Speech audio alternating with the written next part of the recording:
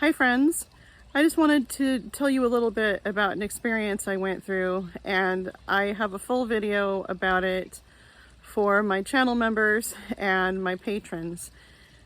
And if you're a channel member, the way you see channel member only content is you go to the community tab, and that only works on mobile or PCs.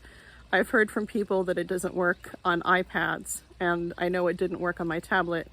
So if you are a channel member, I hope you're able to access the content that you're paying for.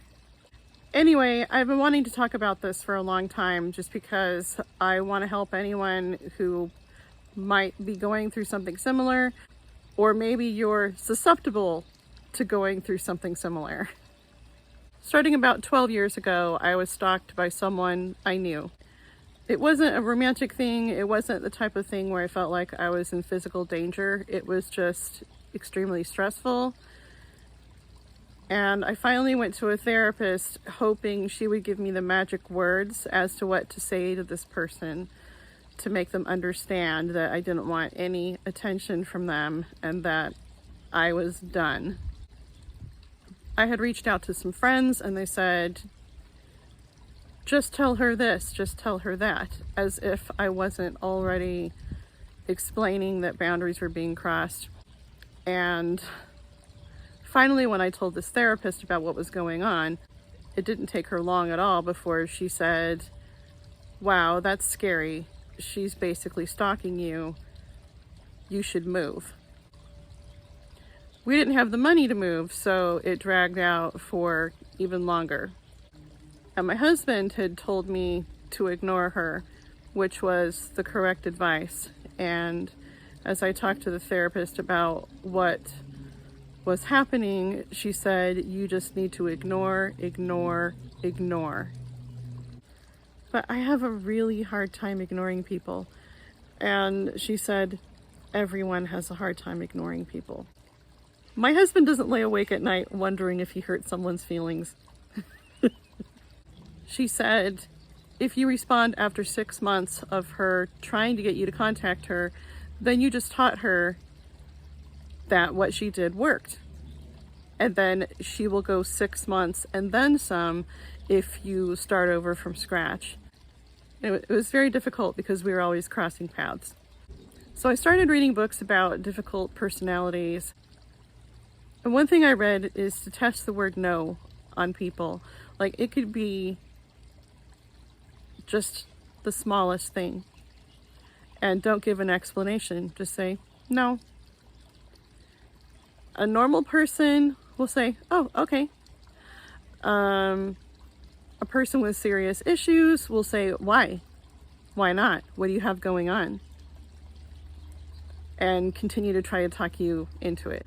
And I was afraid of new people for a long time. I just wanted to keep my safe circle of friends because I already knew that they weren't crazy. And I have kind of a fear of people who are excessively needy. It also took years before I was happy to find things on my doorstep again, like cookies and flowers and that sort of thing, just because she had been trying to win me back with things like that.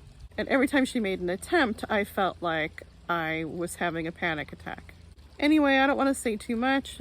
I just can't emphasize enough how stressful it is, and I don't want anyone to ever go through what I went through. And, you know, it also affected my whole family. It took years before I let my kids answer the phone. And for obvious reasons, it was quite nerve-wracking starting a YouTube channel, not just because I was concerned about what she might possibly do, but, you know, stalkers kind of come with the territory. I guess that situation actually kind of prepared me for dealing with that kind of thing, because I have had some kind of concerning interactions with some people. And I've had a few people act a little demanding about how much they expect from me. And I have made friends with some people through YouTube, which is awesome. I don't want anyone to feel like, is she talking about me? I did end up turning off Messenger on my Facebook page, but I have them on Instagram. So Instagram, if someone that you're not following sends you a message, it doesn't tell them whether you saw their message or not. With Facebook, it'll send that person a little message that you saw their message, and then you get the type of person who says, I can see that you saw my message, why haven't you answered me?